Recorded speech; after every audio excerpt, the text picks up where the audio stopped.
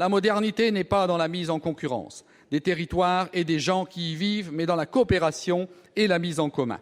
En quoi cette réorganisation va développer la démocratie locale, favoriser l'intervention des citoyens et la prise en compte de leurs attentes et de leurs besoins. Avec l'émergence des métropoles, le questionnement sur les conseils généraux est déjà posé. Et je suis bien conscient, de l'autre côté, ce que cela peut représenter pour un certain nombre de territoires. De toute façon, il va nous falloir inventer les instruments de solidarité, de cohésion territoriale, sociale, économique pour les territoires ruraux. L'intercommunalité a représenté pour nos territoires urbains et territoires ruraux, incontestablement un progrès.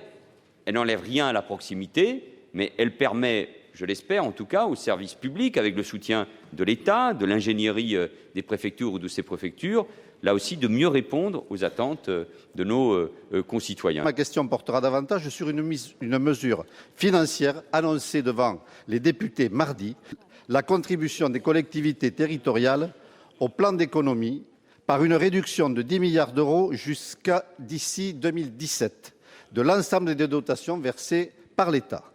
Monsieur le Premier ministre, cette baisse globale des dotations n'aura de sens et ne pourra être acceptée que par les élus que si elle se fait dans la transparence et selon de justes critères de répartition des efforts entre les différentes collectivités. Les collectivités territoriales devront participer de cet effort, autour de 10 milliards d'euros. Nous savons les difficultés que connaissent les collectivités territoriales. Elles subissent, elles aussi, les conséquences de la crise. Donc, nous serons, oui, attentifs à la mise en œuvre de ces mesures. Mais, je le répète ici, ces économies sont indispensables pour gagner des marges supplémentaires, pour l'investissement, pour la compétitivité des entreprises, pour l'emploi, pour financer le pacte de responsabilité et de solidarité annoncé par le Président de la République et que j'ai détaillé, que nous avons besoin de faire ces économies. Il faut le faire intelligemment et nous y associerons bien évidemment les élus. Dans votre discours de politique générale, Monsieur le Ministre, vous nous avez indiqué que vous nous proposeriez une nouvelle réforme territoriale, notamment portant sur l'intercommunalité. Or, une loi a été promulguée récemment créant un nouvel échelon territorial, celui des métropoles. Que va-t-il advenir des métropoles récemment créées, en particulier de la métropole du Grand Paris, qui, je le rappelle, doit être opérationnelle à partir du 1er janvier 2016 ? Nous avons décidé que les communes de la petite couronne allaient s'engager vers la création d'intercommunalités là où il n'y en avait pas, souvenez-vous, et que nous allions transformer ces fameuses intercommunalités en conseils des territoires. Pourquoi ? Parce que la métropole du Grand Paris est une intercommunalité. Donc, nous privilégions, parce que le Premier ministre le demande et il a raison, une concertation précise de mise en œuvre de cette métropole Grand Paris, dont le décret sera publié très prochainement. Comment, Monsieur le Premier ministre, les collectivités locales vont-elles pouvoir présenter conformément à la loi un budget en équilibre alors que la baisse des dotations va être considérable et absorber dans la plupart des cas les actuels excédents de fonctionnement? Est-ce que nous pouvons vivre encore au-dessus de nos moyens? Est-ce que nous pouvons admettre le niveau de l'endettement et des déficits de notre pays? Est-ce que nous pouvons attendre faire des réformes? Non.